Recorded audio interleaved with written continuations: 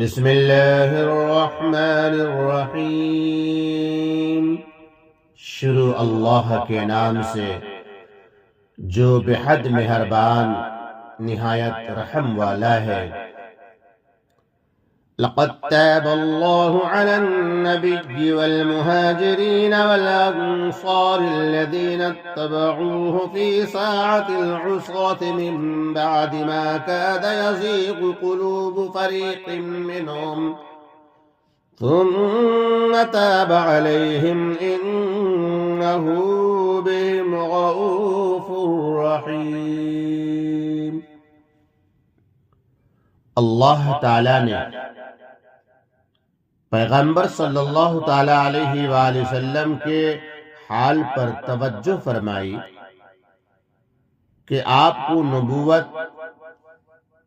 اور امامت جہاد اور تمام خوبیاں عطا فرمائی، اور مہاجرین اور انصار کے حال پر بھی توجہ فرمائی کہ ان کو ایسی مشقت کے جہاد میں مستقیم رکھا، جنہوں نے ایسی تنگی کے وقت میں پیغمبر کا ساتھ دیا، بعد اس کے کہ ان میں سے ایک گروہ کے دلوں میں تزلزل ہو چلا تھا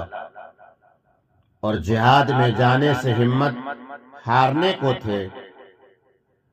مگر پھر بھی اللہ تعالی نے ان گروہ کے حال پر توجہ فرمائی کہ ان کو سنبھال لیا اور آخر ساتھ ہو ہی لیے۔ پس بلا شبہ اللہ تعالی سب پر بہت ہی شفیق مہربان ہے کہ اپنی مہربانی سے ہر ایک کے حال پر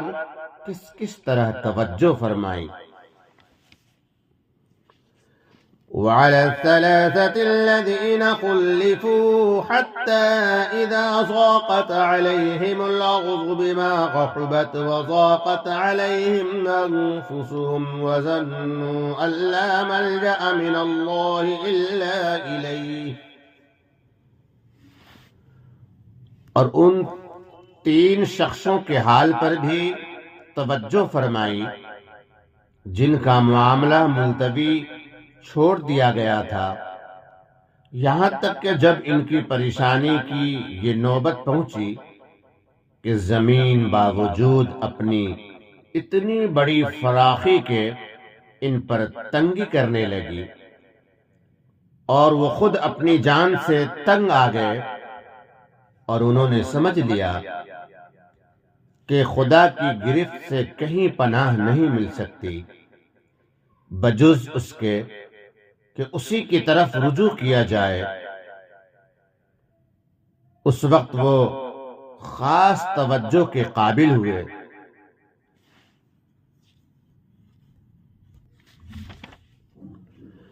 ثم تاب عليهم ليتوبوا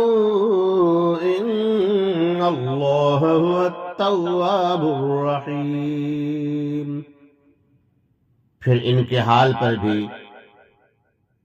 خاص توجہ فرمائی کہ وہ آئندہ بھی ایسے مواقع مصیبت و معصیت میں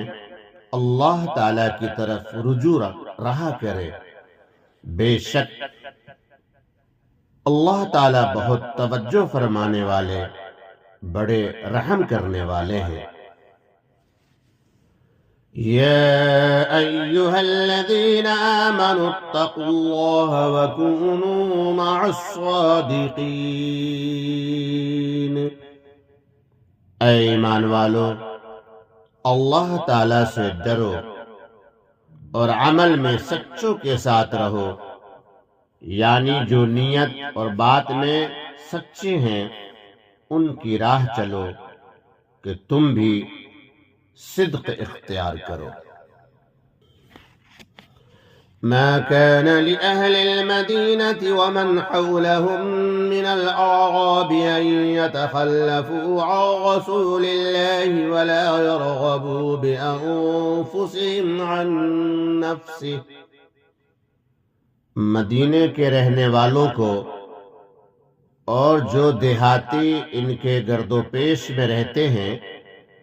ان کو یہ زیبا نہ تھا کہ رسول اللہ صلی اللہ تعالی علیہ وآلہ وسلم کا ساتھ نہ دے، اور نہ یہ زیبا تھا کہ اپنی جان کو ان کی جان سے عزیز سمجھیں، کہ آپ صلی اللہ تعالی علیہ وسلم کو تکلیفیں، آپ صلی اللہ تعالی علیہ وسلم تو تکلیفیں سہیں اور یہ آرام سے بیٹھے رہیں، بلکہ آپ کے ہمراہ جانا ضروری تھا، اور یہ ساتھ جانے کا ضروری ہونا اس سبب سے ہوا ذلك بأنهم لا يصيبهم ظمأ ولا نصب ولا مخمصة في سبيل الله، اور اس وجہ سے ہوا کہ جہاد کرنے والے نہیں پہنچتے ان کی پیاس، اور نہ محنت اور نہ بھوک اللہ کی راہ میں، ولا يطؤون موطئا يغيظ الكفار ولا ينالون من عدو نيلا إلا كتب لهم به عمل صالح،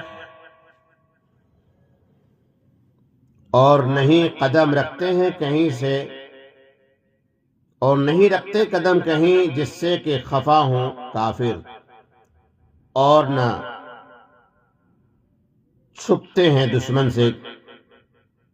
اور نہ چھینتے ہیں کوئی چیز، حاصل کرتے ہیں دشمن سے کوئی چیز، مگر لکھا جاتا ہے ان کے واسطے ان کے بدلے نیک عمل۔ ان اللہ لا یضیع اجر المحسنین، بے شک اللہ نہیں ضائع کرتا حق نیکی کرنے والوں۔ اس سبب سے کہ علاوہ ادائے حق محبت رسول صلی اللہ تعالی علیہ وسلم، کہ ان مجاہدین کو بات بات پر ثواب حاصل ہوا ہے، اگر یہ اخلاص کے ساتھ جاتے ان کو بھی یہ ملتا، چنانچہ ان کو اللہ تعالیٰ کی راہ یعنی جہاد میں جو پیاس لگی اور جو ماندگی پہنچی اور جو بھوک لگی اور جو چلنا چلے، جو کفار کے لیے موجب غیظ اور دشمنوں کی جو کچھ خبر لی، ان سب پر ان کے نام ایک ایک نیک کام لکھا گیا، باوجود کہ بعض امور افعال اختیار یہ نہیں، مگر یہ مقتضائے مقبولیت و محبوبیت ہے کہ امور اضطراریہ میں بھی مثل اعمال اختیاریہ کے موجب ثواب قرار دیے گئے، اور اس وعدے میں احتمال تخلف کا نہیں، کیونکہ یقیناً اللہ تعالی مخلصین کا اجر ضائع نہیں کرتے، پس وعدہ کر لیا تو ضائع نہ ہوگا۔ ولا ينفقون نفقة صغيرة ولا كبيرة